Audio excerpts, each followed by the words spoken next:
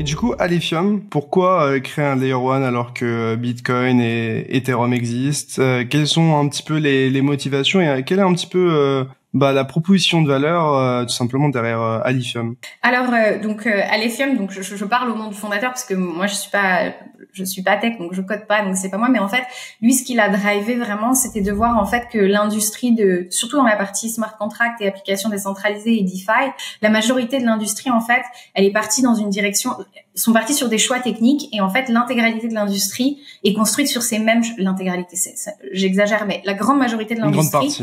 Une grande partie, surtout de la partie DeFi, d'app, applications décentralisées, sont construits sur la même infrastructure technique, à savoir l'account model qui a été introduit par Ethereum, EVM ou EVM compatible.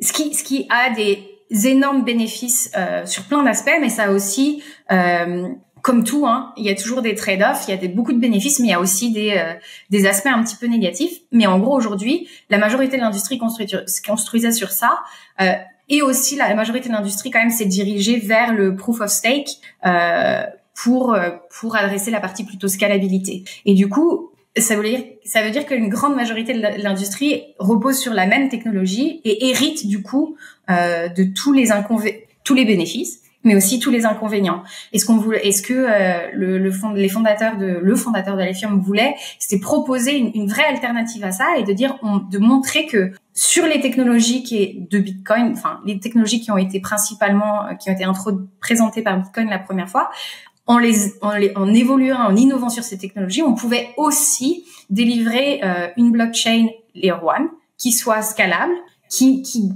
préserve un petit peu les aspects sécuritaires et de décentralisation qui sont offerts par le modèle Proof of Work, et parce qu'on construit sur une autre base technologique, d'offrir vraiment une infrastructure complètement vraiment différente en termes de bénéfices et d'inconvénients sur tout ce qui est d'app et écosystème. Et du coup, on a créé aujourd'hui, je pense que on offre quand même quelque chose qui est très différent technologiquement de la majorité de l'industrie, et c'est assez puissant quand même, parce que si on regarde après, si on rentre sur vraiment des détails super techniques, donc je veux pas aller dedans, mais je pense que en fait, de construire sur des technologies différentes, ça nous permet d'approcher certaines problématiques vraiment différemment et d'offrir une solution qui est très différente, que ce soit pour les utilisateurs, même si eux, idéalement, l'utilisateur devrait pas trop sentir la blockchain. Idéalement, quand on arrive à un stade d'adoption, la blockchain, ça devient une infrastructure, donc on s'en fiche, mais l'utilisateur ne devrait pas la ressentir. Et après, par contre, pour les développeurs, ça offre un paradigme vraiment différemment. Donc, à Alephium, je pense qu'il y a 3 endroits où nos choix technologiques fait qu'on offre quelque chose un petit peu différent de ce qu'on voit dans la majorité du reste de l'industrie. Alors, le premier, parce que c'était un peu le grand sujet au début, mais je pense que pour moi, c'est celui qui est peut-être c'est pas celui que je pense est le plus pertinent à terme, s'il fallait en choisir qu'un, mais c'est la scalabilité. Aujourd'hui, la scalabilité, c'est quelque chose qui est très important. On voit qu'une grande partie de l'industrie aujourd'hui, pour la scalabilité, c'est dirigé vers le proof of stake, qui a des avantages et des inconvénients. Il y a beaucoup d'opinions dans la crypto, donc j'essaie pas d'antagoniser ni l'un ni l'autre, mais voilà, il y a quand même une grande partie de l'industrie crypto qui pense que Proof of Work reste plus décentralisé, plus résistant à la censure que Proof of Stake. C'est aussi un mécanisme de consensus qui a été testé à large échelle sur bien plus longtemps, on va dire, parce que Bitcoin a commencé bien plus tôt que les chains Proof of Stake, donc c'est quelque chose qui a été bien plus qui était plus battle tested, comme on dit. Donc on a fait le choix d'être sur Proof of Work, et ensuite on a fait le choix d'être sur le modèle aussi toujours on a innové sur ces modèles-là. On est aussi un peu basé sur le modèle UTXO qui avait été introduit par. Et en fait, d'un point de vue scalabilité, nous on est parti sur le principe du sharding.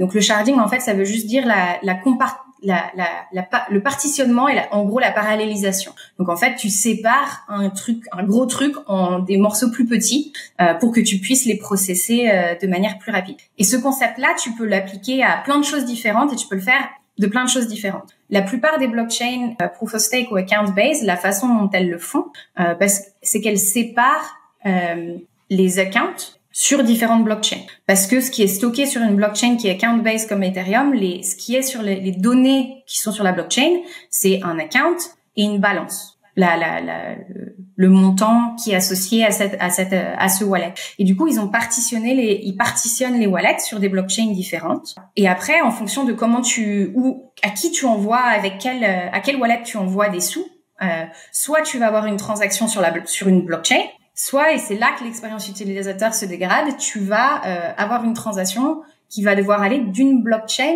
à l'autre. Et là, tout d'un coup, en termes d'expérience utilisateur, c'est quelque chose que tu pénalises grandement parce que du coup, c'est plus homogène sur le réseau.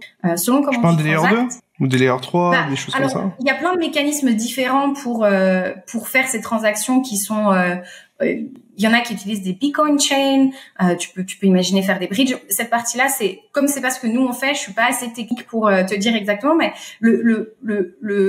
l'aspect négatif de faire du sharding sur des blockchains account-based, c'est que tu peux pas vraiment éviter le fait que certaines de tes transactions, en gros, doivent se faire entre blockchains. Et là, tu introduis un niveau de complexité qui se ressent au niveau de l'utilisateur. Et à Alephium, comme on a fait le choix de partir sur une blockchain qui est ce qu'on appelle UTXO-based, en gros, ce que ça veut dire que ce qui est stocké sur la blockchain, c'est les transactions. Sur la blockchain, il n'y a pas de account, il n'y a pas de balance, il y a des transactions. Et du coup, c'est un petit peu plus compliqué quand tu veux programmer parce que du coup, si tu veux ne serait-ce que montrer dans un wallet une balance, il faut que tu reconstruises la balance en additionnant avec tout l'historique de toutes les transactions. Ouais. Toutes les transactions qui sont liées à cette public key, au public key de ton wallet. Mais par contre, dans le sharding, ça nous permet de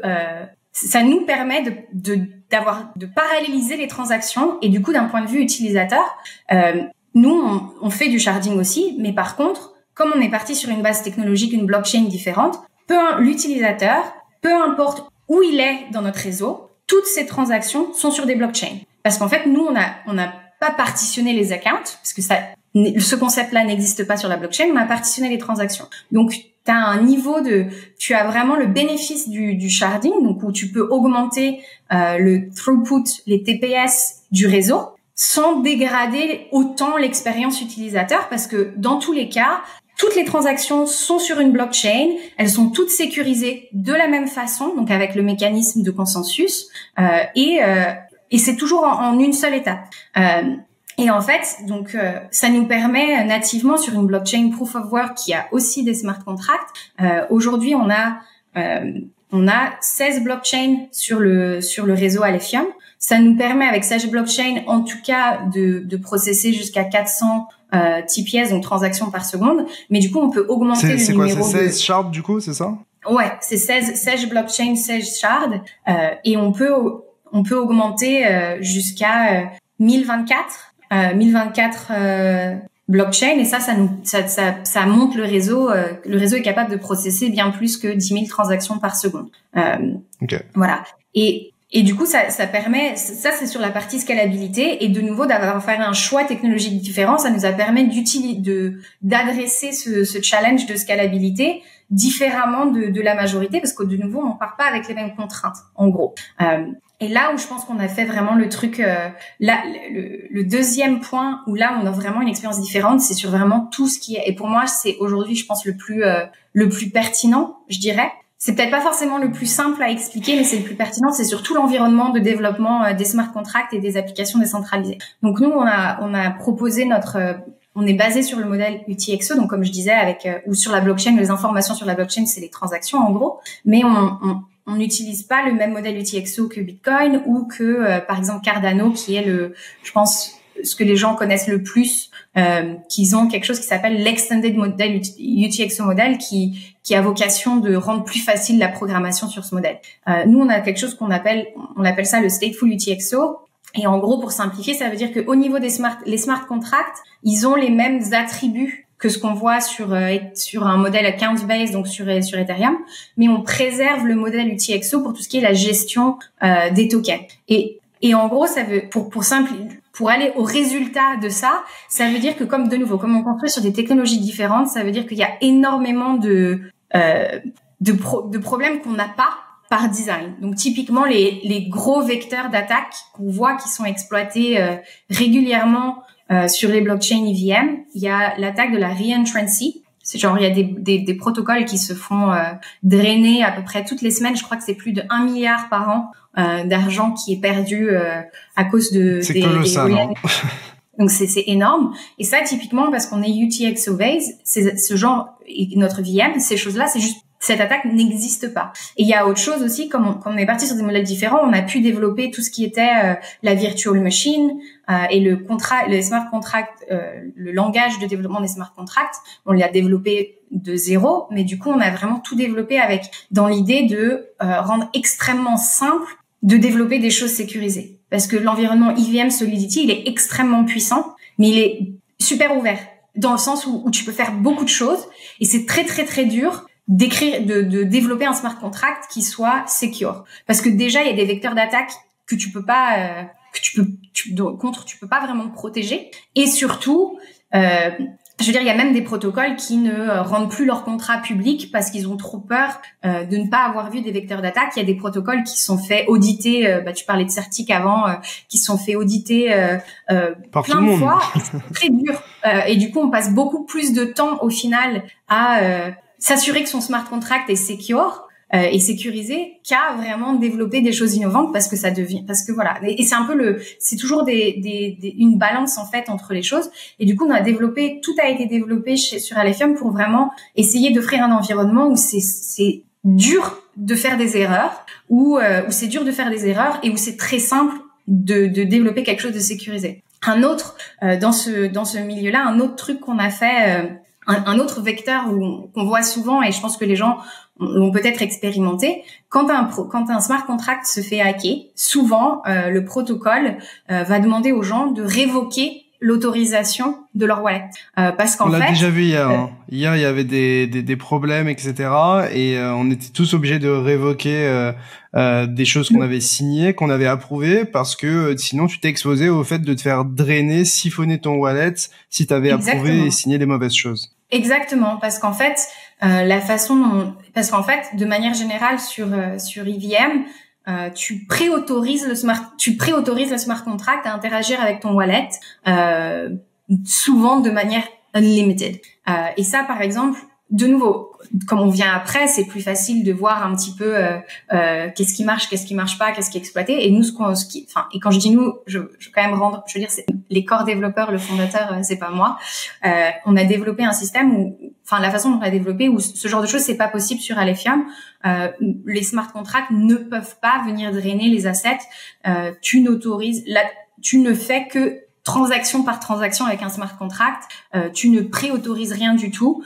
Tu n'autorises, au moment où tu fais la transaction, tu n'autorises que cette transaction. Et du coup, voilà. Donc, en résumé, on a vraiment essayé de faire quelque chose et on a pu, la raison pour laquelle on a pu faire ces choses-là, c'est parce qu'on a construit sur des technologies différentes. Donc, bien évidemment, ça prend plus de temps. De pas être EVM compatible, c'est quelque chose qui est bloquant dans l'expansion, parce qu'aujourd'hui tu parles avec tu parles. Solana ont eu le même problème en réalité. Hein. Et exactement, parce que dès que tu choisis de pas être EVM compatible, comme la grande majorité de l'industrie est EVM compatible, surtout quand tu es une jeune layer 1, du coup tu représentes une charge de travail si tu veux intégrer, mais même intégration avec un exchange ou avec des wallets, avec des oracles. Vu que l'industrie est majoritairement EVM based, tant que t'as pas atteint une taille où t'es suffisamment intéressante, critique en fait, c'est trop de risques et d'efforts et de coûts pour que pas assez de rendement ou de retour sur investissement pour eux, par exemple. Donc c'est plus difficile de commencer, c'est plus difficile, mais nous, tout l'intérêt d'Alephium, c'est justement ça, c'est de construire, c'était d'offrir une alternative. D'avoir une alternative. C'est pas de remplacer ou quelque chose comme ça, mais c'est d'offrir un environnement. Comme on est basé sur des technologies différentes, on peut vraiment offrir un environnement complètement différent avec des possibilités différentes, et surtout en limitant beaucoup de vecteurs d'attaque. Et après, parce que là on est parti un peu comme ça, mais le dernier point, la dernière petite innovation qu'on a, c'est sur le proof of work, parce que une des grandes critiques, à tort ou pas, du proof of work, c'est la côté consommation énergétique. Je pense que nous on a aussi choisi proof of work parce que une des choses pour nous qui était très importante dans la valeur de la blockchain, c'est en fait le côté, ce qu'on appelle la trustlessness. c'est le fait de ne pas avoir à faire confiance à des third parties, à d'autres personnes, et de pouvoir tout vérifier soi-même. Il y a un peu ce slogan « Don't trust, verify ». Et en fait, oui, il y a un coût de builder un nouveau bloc, mais le coût aujourd'hui pour un individu lambda d'aller vérifier sur la blockchain les informations directement, sans intermédiaire, est moindre. Aujourd'hui, sur beaucoup de blockchain proof of stake, le coût d'avoir un nœud, pas un nœud qui valide, juste un nœud qui va aller regarder les informations sur la blockchain, c'est hors de portée pour les individus et c'est hors de portée pour certaines entreprises. Ce qui veut dire que ils doivent s'appuyer sur des intermédiaires pour aller vérifier les informations sur la blockchain. De nouveau, c'est peut-être OK, c'est un compromis qui est peut-être OK pour beaucoup de gens, mais il y a aussi pour beaucoup de gens pour lesquels ça l'est pas. Et de pouvoir vérifier directement soi-même les informations, ça a une valeur. Et du coup, pour nous, c'était important. Cet aspect-là, je pense que cet aspect-là est assez important à prendre en compte aussi quand on parle de la consommation énergétique du modèle Proof of Work. Oui, clairement, le coût de miner un nouveau bloc consomme plus d'énergie que le coût de miner un nouveau bloc sur une blockchain Proof of Stake. Mais c'est quoi le coût énergétique d'aller vérifier les informations soi-même sur la blockchain? Dans certaines blockchains Proof of Stake, il faut le coût du serveur pour faire tourner un nœud, on est dans des centaines de milliers on est au-dessus de 100 000 francs, 100 000 euros, à peu près pareil, les 7 ans. Donc voilà, donc c'était important pour nous d'être proof of work, mais on avait quand même envie d'offrir un petit compromis sur la consommation énergétique. Et en gros, on a quelque chose qu'on a appelé proof of less work. Mais en gros, une façon simple de le voir, c'est qu'on est proof of work classique jusqu'à un certain hash rate de notre réseau, donc jusqu'à un certain nombre de mineurs, un certain hash rate du réseau. Et passé ce stade, en fait, on devient une combinaison de proof of burn, si tu veux simplifier, et proof of work. Donc en gros, le coût de miner un nouveau bloc jusqu'à un certain hash rate, il est toujours payé en computing power, donc en hash. Il est payé comme ça, et quand on arrive à un certain point, le coût de miner un nouveau bloc, il continue d'augmenter, mais au lieu d'être payé entièrement en computing power ou en hash, il est payé en partie en hash, en computing power, et en partie, les mineurs doivent brûler des alléthium pour pouvoir miner un bloc. Donc tu le payes avant, tu le payes pas après parce que sinon tu baisses le coût. Donc avant de miner un bloc, ils doivent à la fois fournir le computing power et ces choses-là. Et du coup, ça permet en fait de limiter l'augmentation du coût, passer un certain du coût énergétique. Le coût de miner un bloc continue d'augmenter exactement comme il augmente en proof of work, mais tu le payes pas pareil. Tu le payes plus exclusivement en computing power, et ça nous permet, si un jour on a la chance d'avoir un hash rate ou une utilisation du réseau aussi grande que Bitcoin, ça limiterait la consommation énergétique du réseau à presque j'ai le nom qui me vient en Suisse, ça limiterait presque de 90%, ça baisserait la consommation du réseau de presque 90% par rapport à le proof of work classique, en gros. Donc ça permet. Si on arrivait à une utilisation qui était très importante. Voilà, faut passer à un certain hash rate, c'est à peu près 1000, je crois, ça faudrait que je vérifie, mais c'est à peu près 1000 fois le hash rate qu'on a actuellement. Je sais plus si c'est 1000 fois ou 10 000 fois, mais c'est genre, c'est dans ces ordres de grandeur. Donc nous, aujourd'hui, on est en proof of work classique.